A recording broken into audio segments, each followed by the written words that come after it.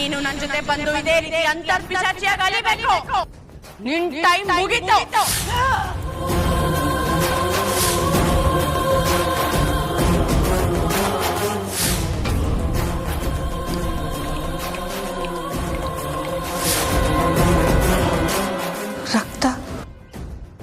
ರಕ್ತ ಏನೂ ಇಲ್ಲ, ಗಾಯನ ಏನೂ ಆಗಿಲ್ಲ ಅಂದ್ರೆ ಇದು ಕನ್ಸ? ಇದು ಕನ್ಸಲ್ಲ, ನಿಜವಾಗ್ಲೂ ನಡೆದಿರೋ ಹಾಗೆ ಆಯ್ತು. ಎಷ್ಟು ಭೀಕರವಾಗಿತ್ತು.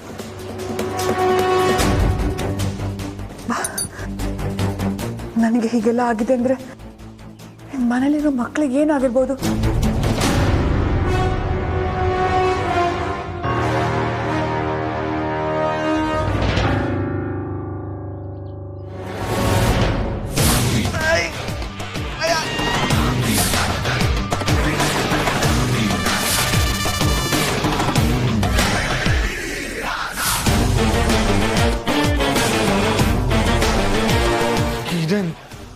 ಸ್ವರ್ಗನ ಅಥವಾ ನರ್ಕನ? ನಮ್ಮನೇನೆ ಇದ್ದಂಗಿದೆಯಲ್ಲ. ಅಯ್ಯೋ, ಏನೂ ಅರ್ಥ ಆಗ್ತಾ ಇಲ್ವಲ್ಲ. ನಾನೇ ಮಾಯಾ ನನ್ನ ಕೂತ್ಕೆ ಹಿಸ್ಕಿ ಸಾಯಿಸಿದ್ಲು, ಆದ್ರೂ ನಾನು ಬದುಕಿದೀನ? ಇಲ್ಲ, ಇದು ಕನ್ಸ? ಇಲ್ಲ,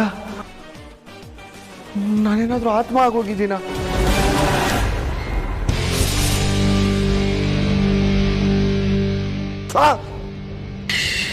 ಇಲ್ಲ, ಬದುಕೇ ಇದ್ದೀನಿ. ಏನೂ ಅರ್ಥ ಆಗ್ತಾ ಇಲ್ವಲ್ಲ.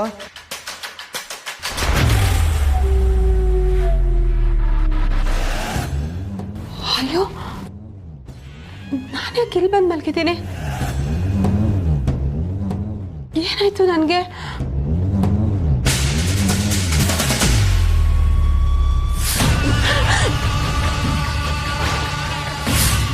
ಮಾಯಾ,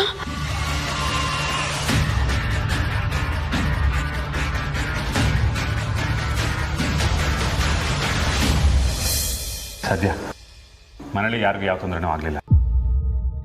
ಸ್ವಾಮೀಜಿ ಮನೇಲಿ ಯಾವ್ದಾದ್ರು ಒಂದು ಪ್ರಾಣ ಹೋಗುತ್ತೆ ಅಂತ ಹೇಳಿದ್ರು. ಆದರೆ ಆ ಥರ ಏನೂ ಆಗಿಲ್ಲ. ಆ ಥರ ಆಗಿಲ್ಲ ಅಂತ ಸಮಾಧಾನ ಪಡೋದ? ಇಲ್ಲ ಅದಕ್ಕೂ ಮಹಾಸ್ವಾಮಿಗಳೇ ಕಾರಣ ಇರ್ಬೋದು ಕಣ.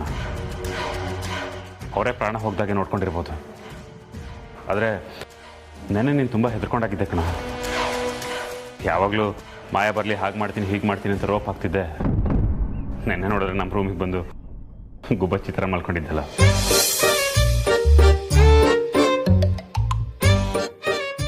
ನಗಪ್ಪ ನಗು, ಏನು ಮಾಡೋಕ್ಕಾಗತ್ತೆ, ನನ್ನ ಪರಿಸ್ಥಿತಿ ಹಾಗಾಗಿದೆ. ಷಣ್ಮುಗಣ್ಣ, ನಿನ್ನೆ ರಾತ್ರಿ ನಿಮಗೆ ನಿಜವಾಗ್ಲೂ ಭಯ ಆಯ್ತಾ? ನಿಜ ಹೇಳಬೇಕು ಅಂದರೆ ತುಂಬ ಭಯ ಆಯಿತು.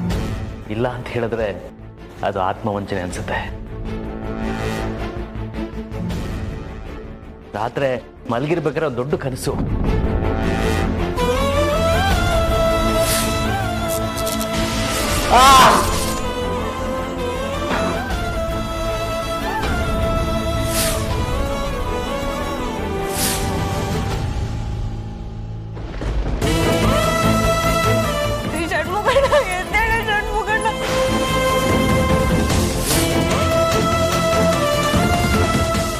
ಅದೇ ಸ್ವಲ್ಪ ಭಯ ಆಯಿತು, ಅದಕ್ಕೆ ನಿಮ್ಮ ರೂಮ್ ಬಂದು ಮಲ್ಕೊಂಡೆ. ಹೋಗಣಪ್ಪ, ನೀ ದೊಡ್ಡ ಗಂಡಸು, ನೀನೇ ನಂಬ್ಕೊಂಡ್ರೆ ನಮ್ಮ ಕತೆ ಅಷ್ಟೇ.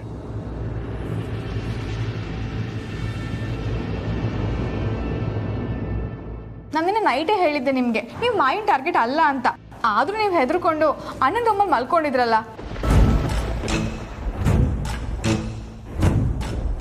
ಐಶು, ಒಂದು ಸತ್ಯ ಹೇಳ, ನನಗೆ ನಿಜವಾಗ್ಲೂ ತುಂಬ ಭಯ ಆಗಿತ್ತು. ನನಗಂತೂ ಮಾಯಾ ನನ್ನ ಕೊಂದೇ ಕೊಲ್ತಾಳೆ ಅಂತ ಪಕ್ಕಾ ಗ್ಯಾರಂಟಿ ಇತ್ತು. ನನ್ನ ರೂಮಲ್ಲ, ನಾನು ಮುತ್ತು ರೂಮಲ್ಲಿ ಮಲಗಿದ್ರು ನನ್ನ ಬಲಿ ತಗೊಳ್ತಾಳೆ ಅಂತ ನನಗೆ ಗೊತ್ತಿತ್ತು. ಮತ್ತು ಬೆಳ್ಳಿ, ಆದರೂ ನಾನು ಯಾಕೆ ಬಂದೆ ಗೊತ್ತಾ? ನನ್ನ ಪ್ರಾಣದ ಮೇಲೆ ನನಗೆ ಭಯ ಇರಲಿಲ್ಲ, ನನ್ನ ರಕ್ಷಣೆಗೋಸ್ಕರ ಅಲ್ಲ.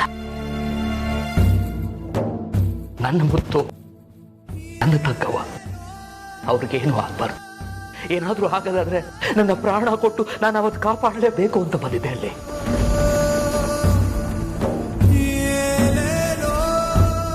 ನನಗೆ ನೀವು ಮುಖ್ಯ ಕಣೋ, ನೀವು ಮುಖ್ಯ, ನೀವು ಮುಖ್ಯ.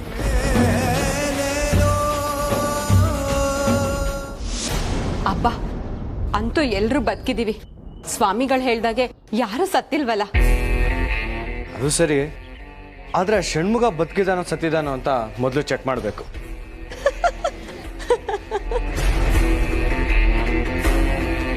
ಶರ್ಮಿಳಾ, ಯಾಕೆ ನಗ್ತಾ ಇದ್ಯಾ? ನಗ್ದೆ ಇನ್ನೇನ್ ಮಾಡ್ಲಿ, ನಾನ್ ಮಹಾಶೂರ ಜಗದೇಕ ವೀರ ಅಂತ ಆ ಷಣ್ಮುಗ ಎಲ್ರೂ ಮುಂದೆ ಮೆರೀತಿದ್ದ.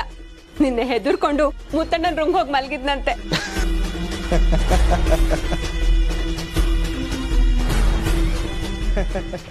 ಈ ಷಣ್ಮುಗ ಪುಕ್ಲ ಅನ್ನೋದು ನನಗೆ ಮುಂಚೆಯಿಂದಾನೆ ಗೊತ್ತಿತ್ತು. ಅವ್ನು ಏನೇ ಇದ್ರು ಮೇಲ್ಮೇಲೆ ಹಾರಾಡೋದಕ್ಕೆ ಸರಿ ಅಷ್ಟೇ. ಆದ್ರೂ ಅವ್ನು ಬದುಕ್ಬಿಟ್ನಲ್ಲ, ನನಗೆ ಅದೇ ಬೇಜಾರು. ಹೂವಿಂದ ನಾರು ಸ್ವರ್ಗ ಸೇರ್ತು ಅಂತಾರಲ್ಲ, ಹಾಗಾಯ್ತು. ಅವನೆಲ್ಲಿ ಸ್ವರ್ಗ ಸೇರಿದ್ದಾನೆ, ಇಲ್ಲೇ ಬಿದ್ದು ಸಾಯ್ತಾ ಇದ್ದಾನಲ್ಲ ಇನ್ನ.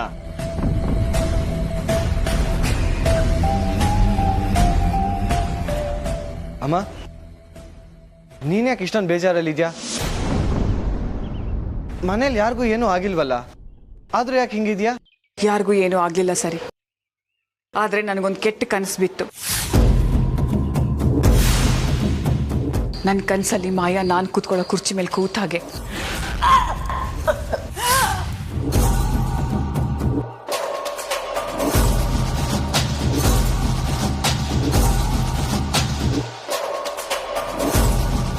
ಅಮ್ಮ,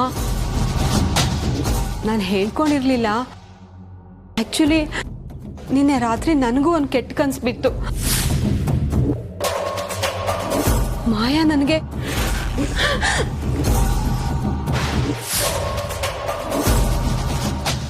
ಹೌದಾ? ನನ್ನ ಕತೆನೂ ಅದೇ.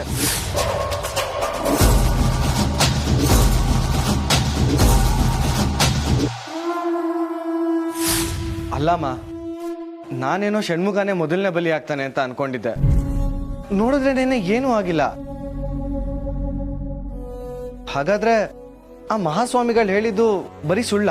ಬಾಯಿ ಮುಚ್ಚು ಬೈರ. ಬಾಯಿಗೆ ಬಂದಾಗೆ ಹಗುರವಾಗಿ ಅವ್ರ ಬಗ್ಗೆ ಮಾತಾಡಬೇಡ. ನೀನೇ ನೋಡಿದ್ಯಲ್ಲ, ನಿಂತ ನಿಲುವಲ್ಲಿ ಷಣ್ಮುಗನ್ ಮುಖದ ಮೇಲೆ ಆಗಿದ್ದ ಗಾಯನ ವಾಸಿ ಮಾಡಿದ್ರು. ನಮ್ಮ ಮನೆಯಲ್ಲಿ ಯಾವ ಸಾವು ನೋವು ಸಂಭವಿಸ್ಲಿಲ್ಲ ಅಂದ್ರೆ ಅದಕ್ಕೆ ಬೇರೆನೆ ಕಾರಣ ಇರುತ್ತೆ. ಆ ಸ್ವಾಮಿಗಳು ಹೇಳಿದ್ರು ಅಂತ ಅಲ್ಲ. ನಮ್ಮ ಮನೆಯಲ್ಲಿ ಯಾವ ಸಾವು ಸಂಭವಿಸ್ಲಿಲ್ಲ ಅಂದ್ರೆ ಅವರಿಂದಾನೇ ಯಾಕಾಗಿರ್ಬಾರ್ದು. ನಿನಗ್ ನಂಬಿಕೆ ಇಲ್ಲದೆ ಇದ್ರೆ ತೆಪ್ಪಗಿರು, ಬಾಯಿ ಬಿಟ್ಟು ಬಂಡಿಗೇಡು ಅಂತ ಅನಿಸ್ಕೋಬೇಡ. ಷಣ್ಮುಗಣ್ಣ ನಿಮ್ಮಂತ ಅಣ್ಣ ಇದ್ದಾರೆ ಅಂತ ಹೇಳ್ಕೊಳ್ಳೋದಕ್ಕೆ ನನಗೆ ನಿಜವಾಗ್ಲೂ ಹೆಮ್ಮೆ ಅನ್ಸುತ್ತೆ. ತಮಾಷೆ ಮಾಡಕ್ಕೆ ಹೋಗಿ ನನಗೆ ಬೇಜಾರು ಮಾಡ್ಬಿಟ್ಟೆ, ಸಾರಿ. ನೀನು ಮುತ್ತು, ನೀನು ಹೋಗಿ ನನ್ನ ಹತ್ರ ಸಾರಿ ಕೇಳ್ತೀಯಲ್ಲ, ಇದ್ದ ವಿಷಯ ಹೇಳಿದೆ ಅಷ್ಟೇ, ಸುಮ್ಮನೆ. ಅಣ್ಣ, ನಿನ್ನೆ ನಿಮ್ಗಷ್ಟೇ ಅಲ್ಲ, ನಿನ್ನೆ ನೈಟ್ ಅಮ್ಮಂಗೆ ಅಕ್ಕಂಗೆ ಬೈರಣ್ಣಂಗೆ ಕೂಡ ಕೆಟ್ಟ ಕನ್ಸು ಬಿದ್ದಿದೆ. ಆದ್ರೆ ನನ್ಗೆ ಯಾವ ಕನ್ಸು ಬೀಳಲಿಲ್ಲ, ನಾನು ಆರಾಮಾಗಿ ನಿದ್ದೆ ಮಾಡಿದೆ. ನಿನಗೆ ಯಾಕೆ ಬೀಳಿಲ್ಲ ಗೊತ್ತಾ? ನೀನು ಗೌತಮ್ ಕನ್ಸಲ್ಲಿದ್ದೆ, ಅದಕ್ಕೆ.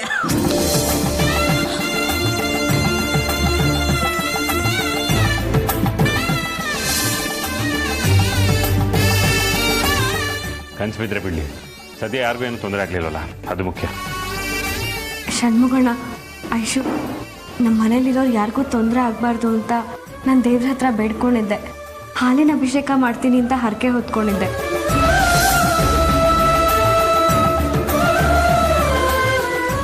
ಮುತ್ತು, ಕಾರಣ ಏನು ಅಂತ ನನಗೆ ಗೊತ್ತಾಯ್ತು ಮುತ್ತು. ಯಾಕೆ ಸ್ವಾಮೀಜಿ ಹೇಳಿದಂಗೆ ಆಗ್ಲಿಲ್ಲ ಗೊತ್ತಾ?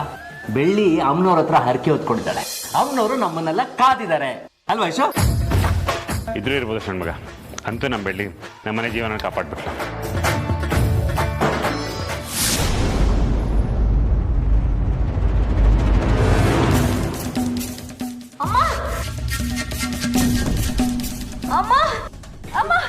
ಬಿಳಿ ಬೆಳಿ ಬೆಳಿ ಬೆಳಿ ಬೆಳಿಗ್ಗೆ ಏನಾಗ್ತಿದೆ? ಬೆಳಿ ಬೆಳಿ ಬೆಳಿ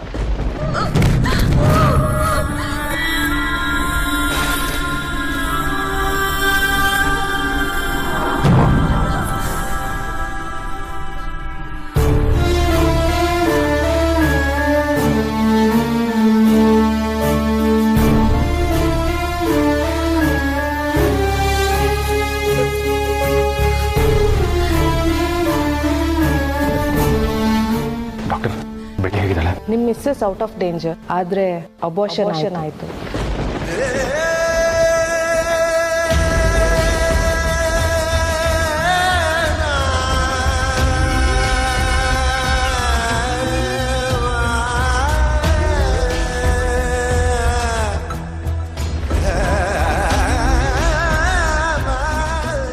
ನನಗಂತೂ ಮಗಳೇ ಬೇಕು, ಅದೇ ನನ್ನ ಆಸೆ. ಮಗನೇ ಬೇಕು. ತಥಾಸ್ತು. ಸುಪುತ್ರೋ ಭರೋಭವಿಷ್ಯ.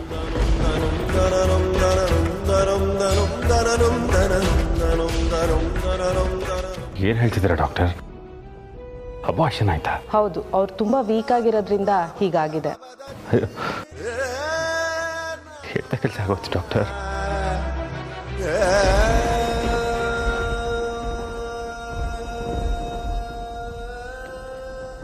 ಡಾಕ್ಟರ್, ನಾನು ಅವಳ ನೋಡ್ಬೋದಾ? ಹೋಗಿ ನೋಡಿ, ಆದರೆ ಅವ್ರಿಗೆ ತೊಂದರೆ ಕೊಡಬೇಡಿ.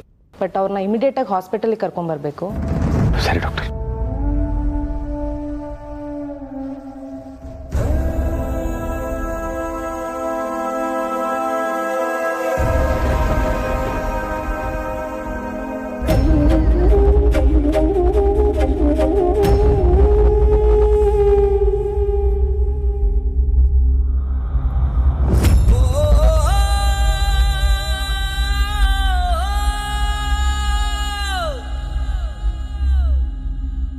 ಬೆಳ್ಳಿ,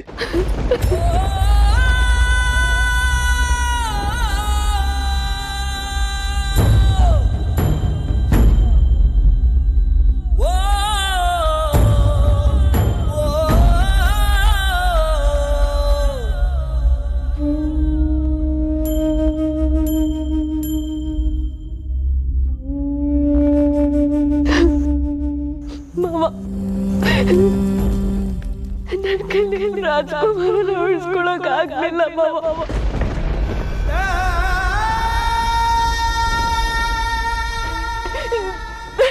ನನ್ನ ಕ್ಷಮಿಸ್ಬಿಡಿ.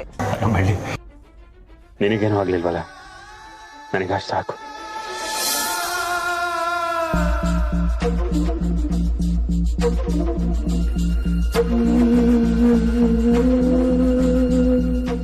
ಅತ್ತೆ,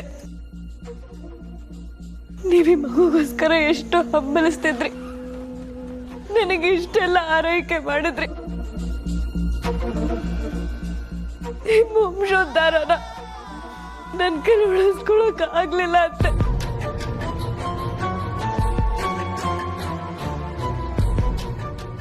ನಾನು ತುಂಬಾ ದುರಾದೃಷ್ಟವಂತೆ.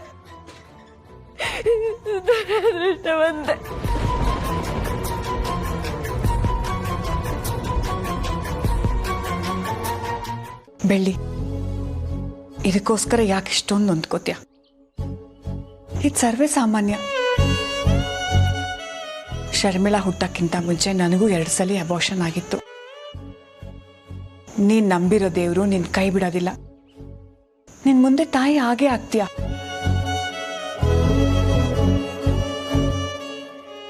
ಹೋಗಿರೋ ಮಗು ಬಗ್ಗೆ ಯೋಚನೆ ಮಾಡೋದು ಬಿಟ್ಟು ನಿನ್ನ ಆರೋಗ್ಯದ ಬಗ್ಗೆ ಕಾಳಜಿ ವಹಿಸು. ನೀನ್ ಚೆನ್ನಾಗಿದೆಯಲ್ಲ, ನಮ್ಗಷ್ಟೇ ಸಾಕು.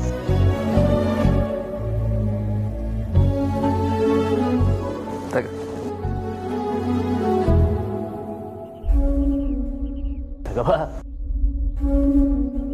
ಅಳ್ಬೇಡ ತಗವ, ಅಳ್ಬೇಡ. ಆ ಮಗುಗೆ ಅದೃಷ್ಟ ಇಲ್ಲ ಕಣ್.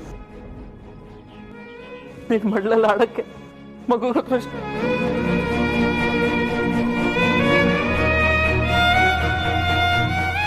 ದೇವ್ರ ಯಾಕೋ ಮಾಡ್ತ ಬಲ್ಗೈಲಿ ಕೊಡ್ತೀಯ, ಕಿತ್ಕೋತೀಯ.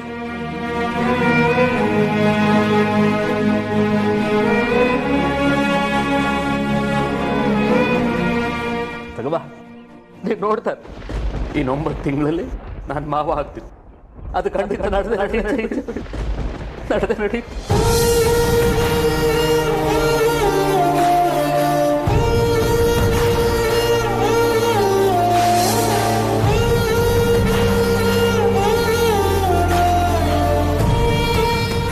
ಸಮಾಧಾನ ಮಾಡ್ಕೊ ಬೆಳ್ಳಿ, ಸಮಾಧಾನ ಮಾಡ್ಕೊ.